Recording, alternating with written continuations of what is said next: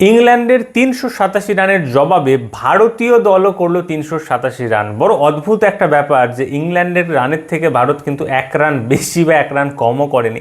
But overall এই স্কোরটা কেমন, ভারতীয় দল এই মুহূর্তে এই ম্যাচে কোন জায়গাতে রয়েছে এবং ভারত কি পারবে আগামী দুদিনের মধ্যে ম্যাচে কোনো রকমে জেতার দিকে অগ্রসর হতে? দেখুন, ভারত ইংল্যান্ড তৃতীয় টেস্ট যখন শুরু হয় সেই মুহূর্তে সবার প্রথমে আমাদের পিচ নিয়ে একটা বড় কনসার্ন ছিল যে পিচ কিভাবে বিহেভ করবে। অ্যান্ড ইভেন্চুয়ালি আমরা দেখতে পাই যে পিচ কিন্তু অনেকটাই batting supported. That is the reason England ৩৮৭ করতে পেরেছে। আদারওয়াইজ ইংল্যান্ড ২৫০ রানেও বান্ডিল হতে পারতো। পিচটা ব্যাটিং সাপোর্টেড প্লাস ডিউক বল নিয়ে একটা কিন্তু বড় কন্ট্রোভার্সি হচ্ছে।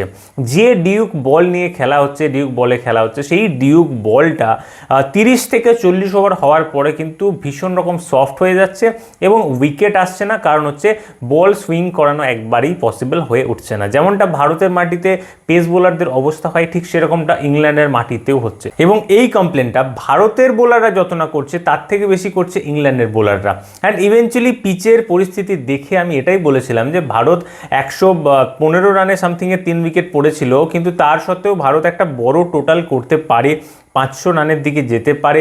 কিন্তু সমস্যাটা হয়ে যায় ঋষভ পান্তের উইকেটটাও কিন্তু ইংল্যান্ড বোনাস পেয়ে যায়। এবার একটা ম্যাচে যদি এতগুলো উইকেট বোনাস পেয়ে যায়, একটা ম্যাচে যদি এতগুলো উইকেট ফলসভাবে পড়ে যায়, সেক্ষেত্রে আমাদের দলের কিন্তু আর করার কিছু থাকে না। তার কারণ হচ্ছে শুভমান গিলের উইকেটটা যদি এইভাবে না যেত, ঋষভ পান্তের উইকেটটা যদি রান আউট হিসেবে না যেত, যেখানে 3টে মাত্র বল বাকি ছিল লাঞ্চ হওয়ার জন্য, তার আগে ঋষভ পান্ত রান আউট হয় বেন স্টোকসের হাতে। এটা যদি না হতো, রবীন্দ্র জাদেজা যেভাবে লেগ স্ট্যাম্পের বাইরে গিয়ে বলটা কিপারের হাতে ক্যাচ হয়েছে, এটাও বড় ডিসঅ্যাপয়েন্টিং। এটা আউট হওয়ার কোনো ফ্যাশন নয়। তার সত্ত্বেও কিন্তু এখানে জাদেজার উইকেটটা অ্যাজ আ বোনাস হিসেবেই গেছে ইংল্যান্ড দল, আমি বলবো। তো ৩টে উইকেট এখানে কিন্তু খুবই বাজে গেছে, এগুলো আসার কথা ছিল না। খুবই বাজেভাবে আমাদের দল এই উইকেটগুলো হাতছাড়া করেছে। কিন্তু তার সত্ত্বেও ভারত ৩৮৭ রান পর্যন্ত করতে পেরেছে, যেটা থেকে স্পষ্ট হয় যে আমাদের দলের মেন ব্যাটসম্যানরা আনলাকিভাবে আউট হয়েছে। তার সত্ত্বেও আমাদের দল কিন্তু ৩৮৭ করে ইংল্যান্ডের যে টোটাল সেটা পর্যন্ত পৌঁছতে পেরেছে। দ্যাট রিয়েলি টেলস আস যে আমাদের দলের ব্যাটিং লাইন আপটা কিন্তু অনেকটাই শক্তিশালী। কারণ 3টে মেন উইকেট, 3টে রান করা উইকেট, যারা রান করে আসছে বিগত ম্যাচগুলো থেকে, তাদের উইকেট আমরা এভাবে আনলাকি হিসেবে হারিয়েছি। তার সত্ত্বেও আমরা ৩৮৭ করেছি। দ্যাট রিয়েলি টেলস আস আমাদের ব্যাটিং লাইন আপে কিন্তু যথেষ্ট দম আছে।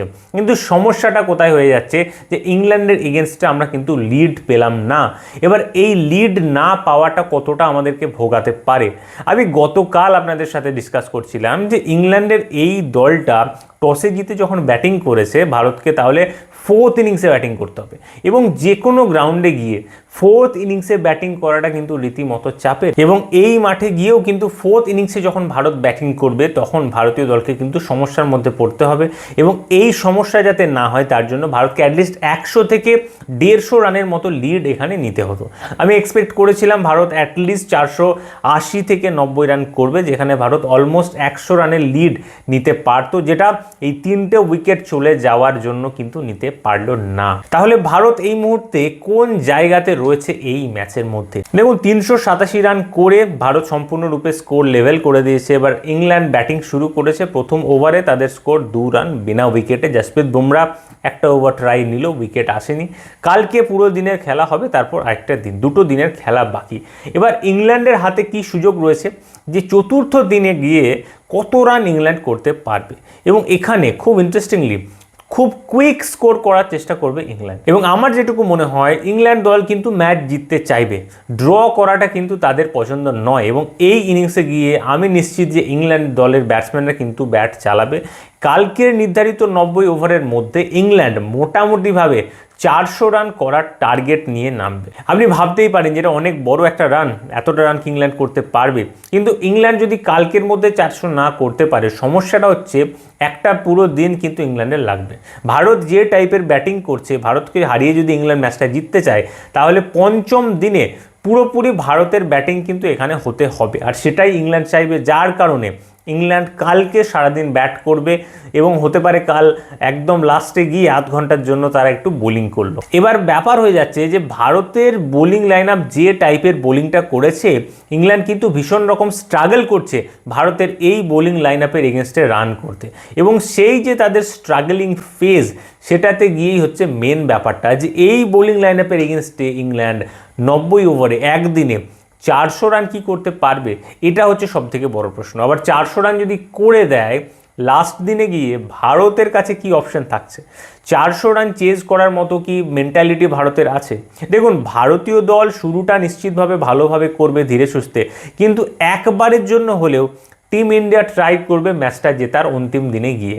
অর্থাৎ ইংল্যান্ড খুব স্পষ্টভাবে ভারতকে এখানে একটা টোপ দেবে যে ম্যাচটা ভারতের যদি ক্ষমতা থাকে ভারত বের করে নিক শেষ দিনে, এবং কালকে যে ইংল্যান্ডকে ভারত 150, 200, 250 রানে অল আউট করে দেবে এর সম্ভাবনাটা কিন্তু একটু কমই লাগছে। তার কারণ যে মুহূর্তে ইংল্যান্ড দেখবে আমার 5টা 6টা উইকেট চলে গেল 200, 250 রানে, তখন কিন্তু ইংল্যান্ড ম্যাচ বাঁচাতে চলে যাবে, ফুল ডিফেন্সিভ ক্রিকেট খেলবে এবং তখন ম্যাচটা তারা ড্র করার জন্য কিন্তু এগিয়ে যাবে। সুতরাং খুব ইন্টারেস্টিং কিছু হতে চলেছে আগামী দুটো দিন, ম্যাচ যে কোনো দিকে যেতে পারে।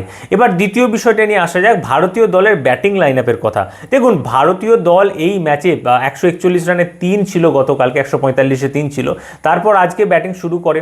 ব্যাটিং শুরু করার পর KL রাহুল একটা দুর্দান্ত সেঞ্চুরি করেছে এবং তার সাথে ঋষভ পান্তের একটা দারুণ ইনিংস।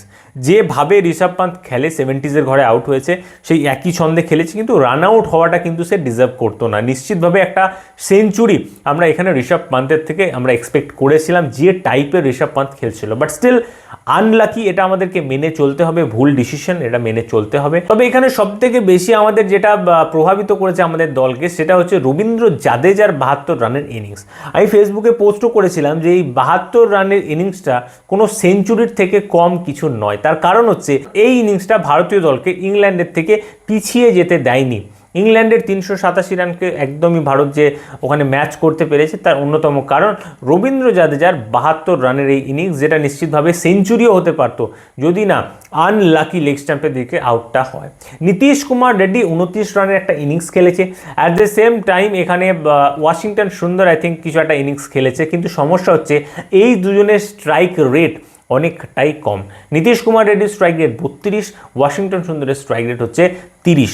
এবার সমস্যাটা এই জায়গাতে হচ্ছে যে নীতিশ কুমার রেড্ডি আপনি বলবেন যে হ্যাঁ চলো রবীন্দ্র জাদেজার সাথে একটা পার্টনারশিপ করছিল, সেখানে সে ডিফেন্সিভ খেলতে পারে, কিন্তু ওয়াশিংটন সুন্দর যখন ডাউন দি অর্ডারে ব্যাটিং করছিল, যে টাইমে তার সামনে আকাশদীপ আসছে, বুমরা আসছে, সেই টাইমে কি ওয়াশিংটন সুন্দরের উচিত ছিল না যে একটু হাতটা চালাই, একটু হাত খুলে আমি শটগুলো খেলি? তখনও পর্যন্ত তিনি ডিফেন্স করে চলেছেন। কিসের এক্সপেকটেশন তিনি করছিলেন যে অপোজিট এন্ডে আকাশদীপ তাকে রান করে দেবে নাকি বুমরা তাকে রান করে দেবে? খুবই ইললজিক্যাল, জঘন্য টাইপের একটা ইনিংস আজকে ওয়াশিংটন সুন্দর খেলেছে, যেখানে ম্যাচটাকে রীতিমতো সে ফাঁসিয়েছে। ওয়াশিংটন সুন্দর যদি এতটা বাজে না খেলতো ভারতের কিন্তু আরও কিছু রান হতে পারতো, যেখানে একদম 9টা উইকেট পড়ে যাওয়ার পরে তারপরে ওয়াশিংটন সুন্দর ব্যাট চালাচ্ছে, কি জানি কিসের আশায়। শেষ উইকেটে গিয়ে তিনি ব্যাট চালাচ্ছেন, একটু আগে ব্যাট চালাতেই পারতেন, কিন্তু ব্যাপার সেইখানেই দাঁড়িয়ে যায় যে এবিলিটি। ওয়াশিংটন সুন্দরের ব্যাট হাতে কি সেই এবিলিটিটা আছে যে ইংল্যান্ডের এই বোলিং লাইন আপের এগেনস্টে সে একটা ভালো ইনিংস খেলতে পারে? দেখুন, ডিফেন্স করাটা ভালো জিনিস, কিন্তু কোনো প্লেয়ার যদি শুধু ডিফেন্সই করতে পারে, স্কোর করতে পারে না, সেটা কিন্তু একটা বড় সমস্যা। এবং এই মুহূর্তে দাঁড়িয়ে ওয়াশিংটন সুন্দর এমন একজন ব্যাটসম্যান যে ডিফেন্সটা করছে, স্কোর করতে পারে না। যারা আমার প্লেইং 11-এর ভিডিও দেখেছিলেন এবং গতকালকে আমি আবারও ডিসকাস করেছিলাম যে ওয়াশিংটন সুন্দরের অফ স্পিনের এখানে খুব বেশি প্রয়োজন নেই, পিচের উপরে স্পিনের কিন্তু খুব একটা হেল্প পাওয়া যাবে না, তাহলে ভারত তাকে কেন নিয়েছে? তার জায়গায় একটা ব্যাটসম্যান হিসেবে ধ্রুব জুরেলকে নেওয়া যেতেই পারতো, যে ডাউন দি অর্ডারে ভালো পারফর্ম করতেই পারতো। কিন্তু টিম ইন্ডিয়া কি চাইছে? আমি 3টে পেসার নিয়ে গেছি, 4 নম্বর পেসার আমার কাছে নীতিশ রেড্ডি, 5 নম্বর স্পিনার জাদেজা, আরও একটা 6 নম্বর বোলার আমি কেন নিয়ে যাব, যেখানে টেস্ট ক্রিকেটে 4টে থেকে ম্যাক্সিমাম 5টা 6টা বোলার অপশন নিয়ে কেউ যায় না, সেখানে কেন টিম ইন্ডিয়া ওয়াশিংটন সুন্দরকে নিয়ে গেল? আমি এই প্রশ্নটা গত দিনেও তুলেছিলাম। এবং এই পিচে যেহেতু স্পিনারের কাজ খুব কম, তাহলে কেন এখানে ওয়াশিংটন সুন্দর খেলবে? কেন আমি এখানে একটা ব্যাটসম্যান নিয়ে যাব না ডাউন দি অর্ডারে, যে ব্যাটসম্যানটা এখানে আমাকে একটা ভালো ইনিংস দিতে পারতো। সো ওভারঅল টিম ইন্ডিয়াকে আবারও এখানে ভাবনা চিন্তা করতে হবে যে কীভাবে তারা এগোতে চাইছে। গত ম্যাচে ওয়াশিংটন সুন্দরের খেলানোটা যুক্তিযুক্ত ছিল, কারণ ওই পিচটা স্পিন সাপোর্টেড ছিল, কিন্তু এই ম্যাচে স্পিন যে কতটা সাপোর্ট করবে, বিশেষ করে দ্বিতীয় ইনিংসে গিয়ে আমরা দেখব সাপোর্ট আদৌ করবে কি করবে না, এই বিষয়টা কিন্তু আমাদেরকে দেখতে হবে এবং এই জায়গাতে ওয়াশিংটন সুন্দরের সিলেকশনটা নিয়ে ভাবনা চিন্তা করতে হবে। তো ওভারঅল আমার যেটা মনে হচ্ছে আগামীকাল ইংল্যান্ডের দল একটা খুবই হাই স্কোরিং গেম খেলার চেষ্টা করবে, অ্যাগ্রেসিভ ক্রিকেট খেলার চেষ্টা করবে এবং কালকে তারা মোটামুটিভাবে 400 রান করে ভারতকে ছেড়ে দেবে এবং ভারতের হাতে তারা দিয়ে দেবে চলো ভাই লাস্ট দিন আছে, ভারত যদি পারে তো 400 করে নাও, আমরা ভারতকে এই টোপটা দিলাম। এবং ভারত পরবর্তীকালে কেমনভাবে ইনিংসটাকে অ্যাপ্রোচ করে আমি নিশ্চিত, প্রথম দিকে স্লো খেলবে, ধীরে সুস্থে শুরু করবে, তারপরে একবার না একবার টিম ইন্ডিয়া চাইবে এই স্কোরটার পিছনে ধাওয়া করতে, কারণ এই দলে যশস্বী জয়সওয়াল আছে, ঋষভ পান্ত আছে, তো এই টাইপের প্লেয়ারদের দিয়ে ভারত চাইবে এই স্কোরটা যদি 400 সামথিং হয় এটার পিছনে ধাওয়া করতে। তো ওভারঅল আগামী দুটো দিন আমরা কিন্তু দারুণ এক্সাইটিং কিছু ক্রিকেট দেখতে চলেছি এই ভারত এবং ইংল্যান্ড ম্যাচে। এই ভিডিওটা এখান পর্যন্তই, দেখা হচ্ছে আবার আগামীকাল ভারত ইংল্যান্ড ম্যাচের চতুর্থ দিনের আলোচনাতে।